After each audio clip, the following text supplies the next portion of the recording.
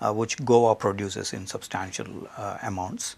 In fact, the Indian exports to China, 60% of this include iron ore, mainly coming from Goa. A substantial amount actually coming from Goa to going to China. So there is a huge demand on this front in terms of the iron ore exports. In 2013, Xi Jinping told the POAO Forum that China is going to import $10 trillion worth of raw materials in the next 10 years' time. He also suggested the additional attraction for Goa. He also suggested in this speech that 450 million Chinese will be going abroad in the next 5 years. Currently, last year, about 92 million Chinese went abroad. So in terms of tourism as well, this is a huge destination that China is thinking about, and Goa could prosper in terms of this tourism sector, which is a major kind of contributor to the Goan economy. Right. So I think there is a huge possibility here, both in the iron ore exports as well as in tourism. Right. You also in your opening comments mentioned about the defense relationship, talked about the annual defense dialogue. Now we do know that given our own issues that we have, the territorial dispute, other issues in the Indian Ocean, we are not going to reach the level of synergy or interoperability between our two navies or two defense forces as you probably would have with more countries like, for example, America. However, we have our defense minister, Shri Manohar Parrikar, who will be very soon traveling to Japan and possibly next month to Korea. Now, given that Make in India is an important philosophy and defense is going to be a significant component of our self-reliance and modernization going forward, what could be the impact of the visit of our defense minister to these two countries of Japan and South Korea in terms of how Beijing would see this, given their own disputes with those countries? I think with Japan, the 2+2 dialogue process, the foreign ministries and the defense ministries dialogue that we instituted some years ago, this has been a major event in the India-Japan relations. In fact, apart from Moscow, the only major summit level meeting that we have is with Tokyo.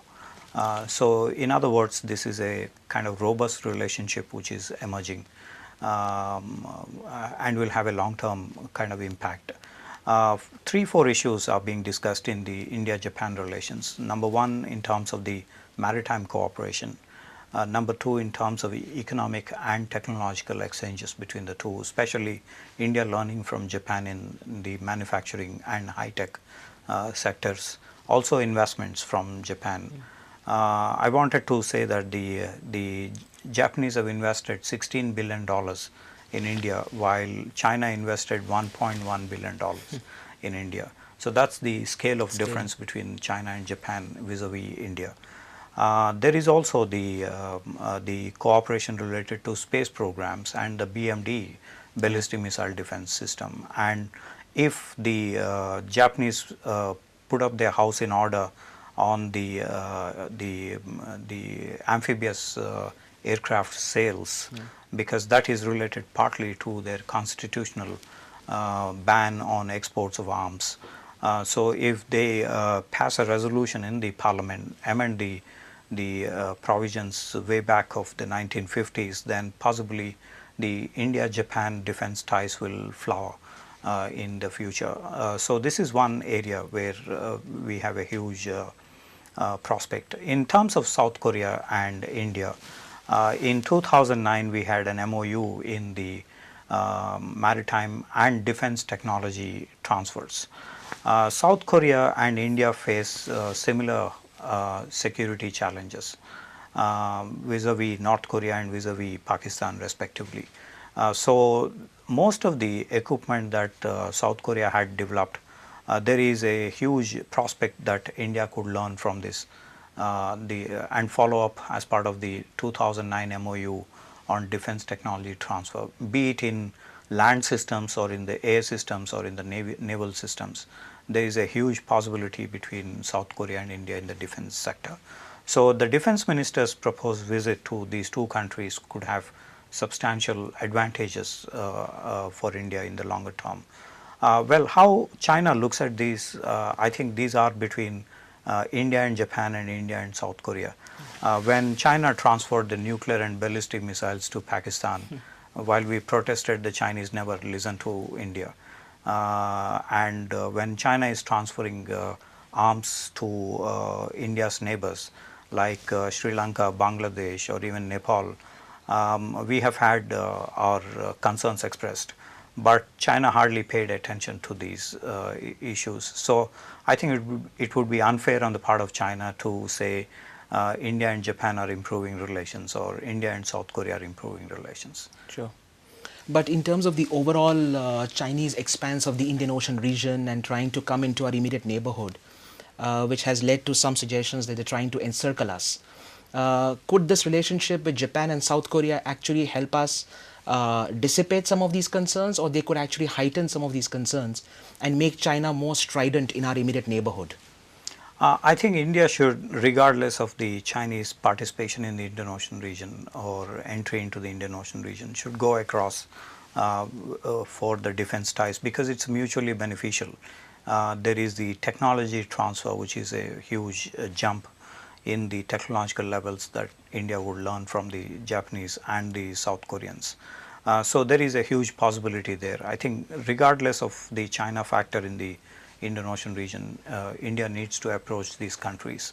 Apart from this, India also needs to explore the Singaporean connection, where there is a huge possibility, and also have to have more substantial contacts with the Southeast Asian countries. Since we have stakes in the South China Sea, there is a need for maritime navy cooperation with these countries in Southeast Asia. It's true that there is an increasing Chinese participation in the Indian Ocean region, reflected in recent visits by Xi Jinping to Sri Lanka and Maldives, but also in terms of the Hambantota, Gwadar, and a string of ports that they plan to build in the Indian Ocean and in Africa, which suggests that we need to have a global response for this rather than a regional response. So in other words, we have to enhance our interaction with the Indian Ocean, as is reflected in Prime Minister Modi's visit to Mauritius, Seychelles and Sri Lanka a week ago, 2 weeks ago. So I think regardless of Chinese role in the Indian Ocean region, India needs to confidently look at the broader picture and evolve stakes with countries which are stable, which are prosperous, which have high technology in both defense as well as in the civilian fields. You know, another interesting point which I want to again get back to, because economics dominates most issues, has been the role of SEZs, special economic zones, in China's own economic development. I say that because a few years ago there was this major initiative here in Goa to set up some SEZs across different parts of Goa to be able to ramp up Goa's productive capacity, manufacturing capacity.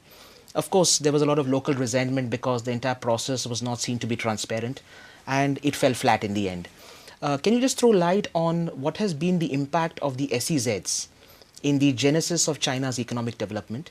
And are there any lessons for India to learn in terms of replicating these SEZs in different parts of India, maybe even in Goa in the future?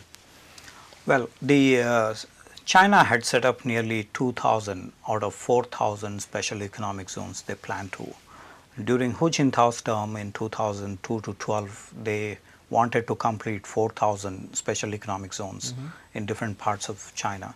The special economic zones is a part of the China economic model they adopted from 1990s, 1992 Southern Tour by Deng Xiaoping to Shenzhen, in which the model depends on FDI, by which China had attracted $1.2 trillion so far.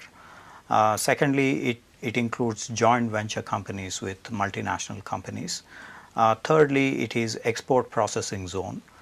Fourthly, the state will provide for land for these SEZs and also raw materials, energy and so on. That's the package that China developed out of these special economic zones.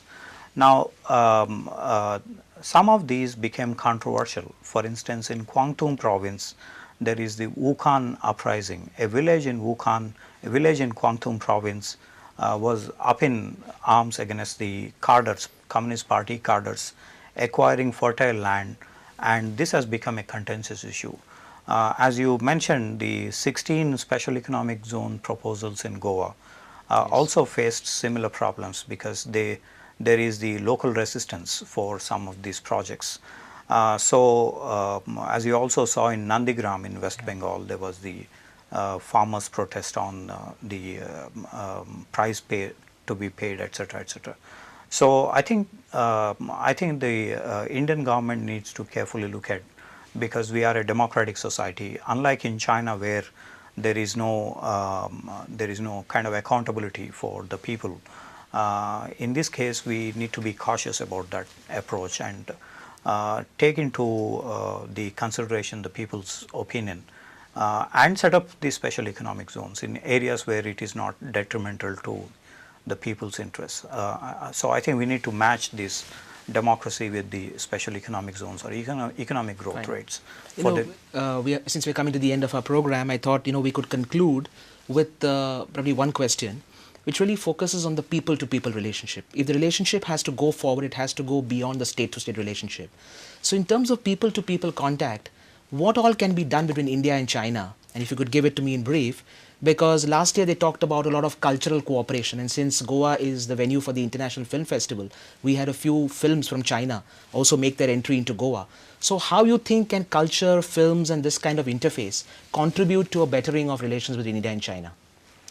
With Buddhism spreading to China, there is actually 40% of Chinese believe in Buddhism.